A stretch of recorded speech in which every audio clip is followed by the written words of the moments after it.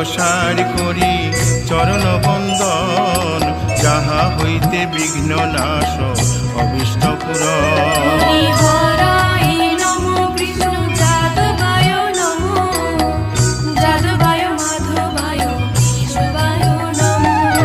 এই ছয় গোসাই যার মুই তার দাস, 112 পদরেণু মোর পঙ্কগ্রাস।